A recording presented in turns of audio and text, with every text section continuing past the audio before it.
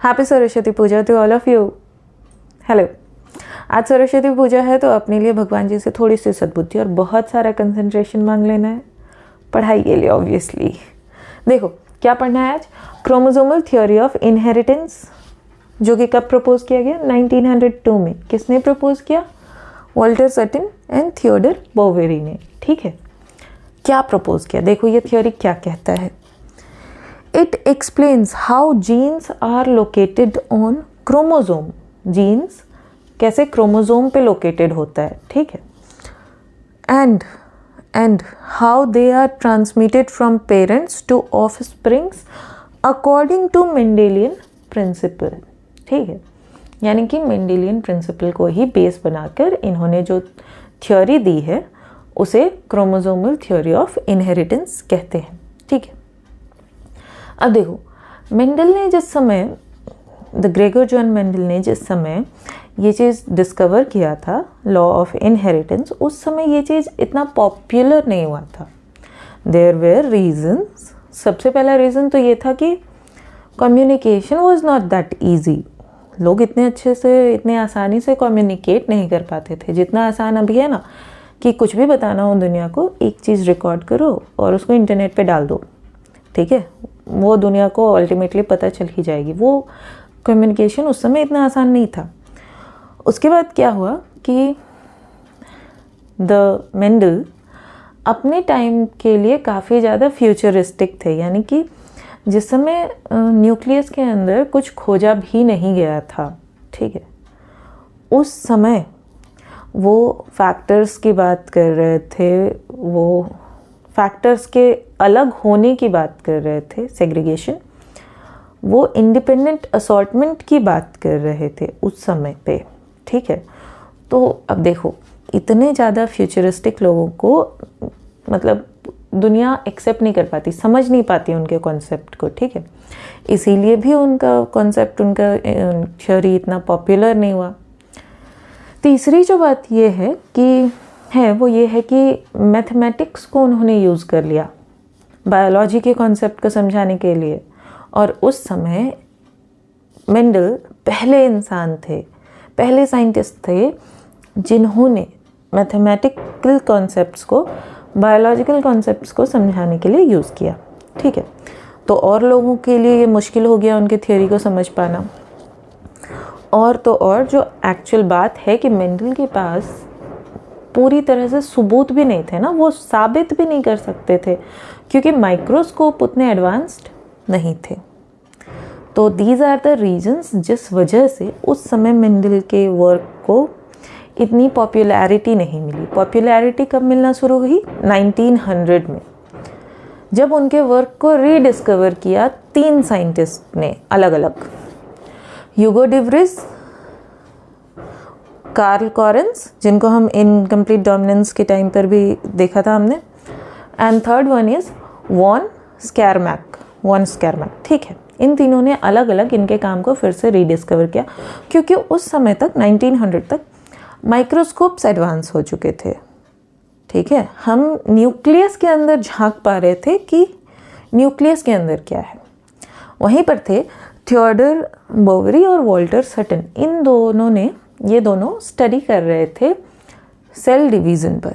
ठीक है, cell division पर स्टडी करते करते इन्होंने कुछ निष्कर्ष निकाले, यानी कंक्लूज़न निकाला। ठीक है, और वही कंक्लूज़न है क्रोमोसोमल थ्योरी ऑफ इनहेरिटेंस। तो क्या कंक्लूज़न निकाला?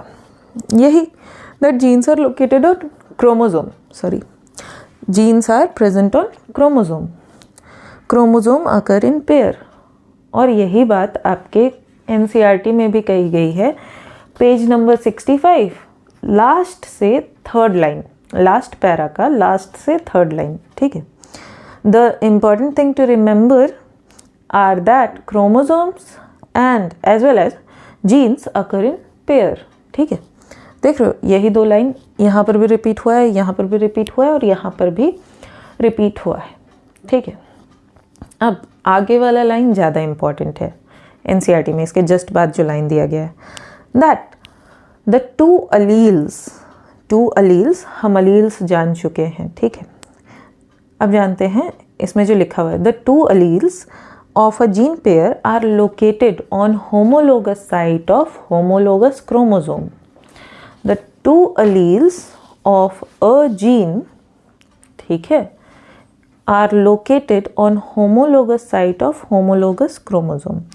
देखो, अभी तक में ये पता चल चुका है कि क्रोमोसोम होता है, क्रोमोसोम पेयर में होते हैं, ठीक है। और ये जो क्रोमोसोम पेयर में हैं, उन क्रोमोसोम्स को होमोलोगस क्रोमोसोम्स कहा जाता है। There is a reason behind कि होमोलोगस क्रोमोसोम क्यों कहा जाता है।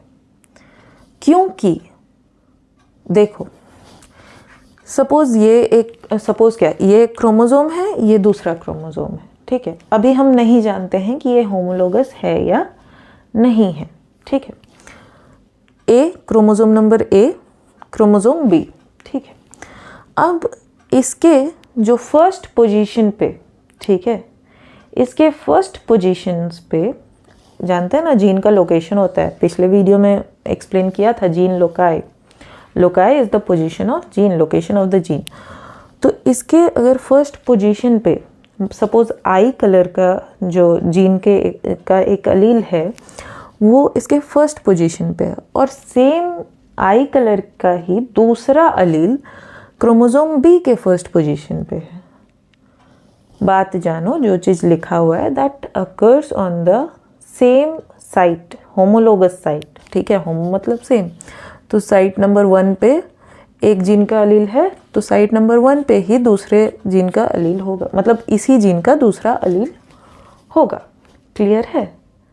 तो जब ऐसे करते करते आप देख लेंगे कि जो वाला जीन, मतलब कोई भी, जैसे सपोज हेयर कलर का जीन है, उसका एक अलील यहाँ है, उसका दूसरा अलील यहाँ होगा सेकंड पोजीशन पे।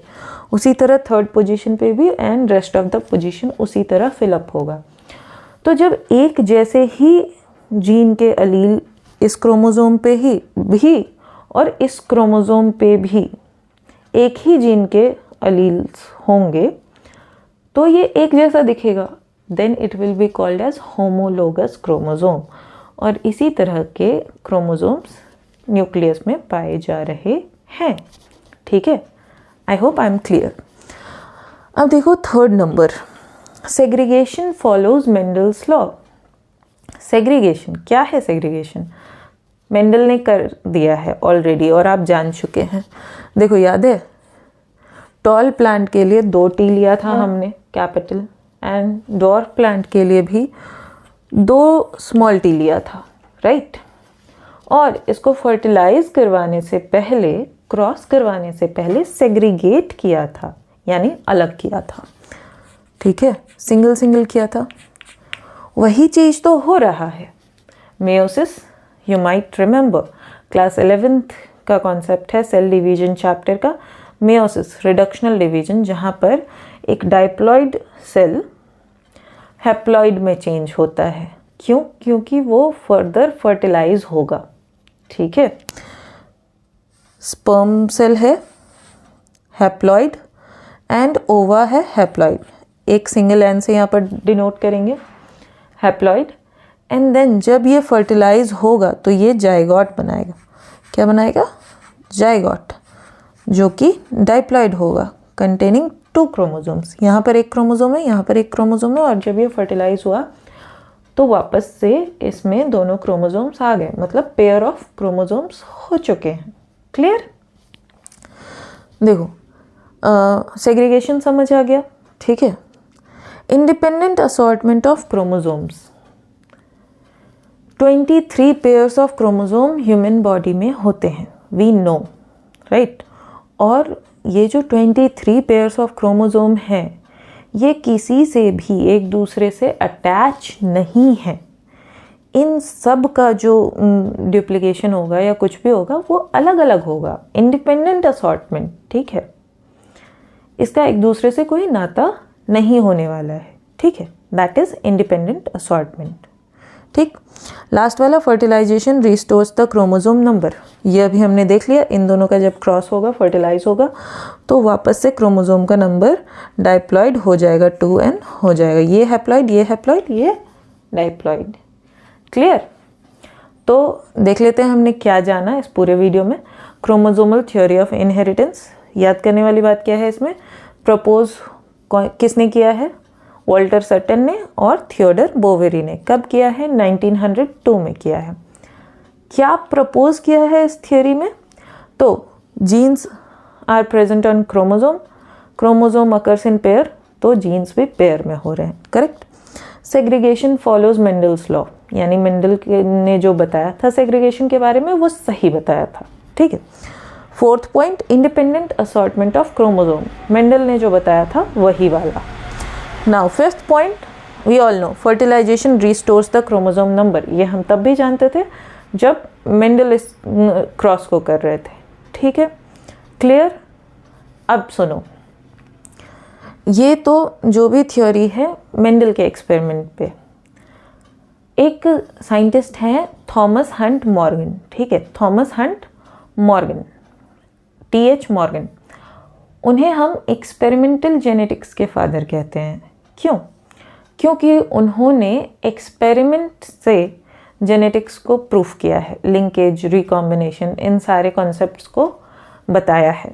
ठीक है, इस सारे कॉन्सेप्ट को हम नेक्स्ट वीडियो में देखेंगे, लेकिन थोड़ा बहुत तो उनके बारे में जानना ज़रूरी था, इसलिए डिस्कस कर दिया।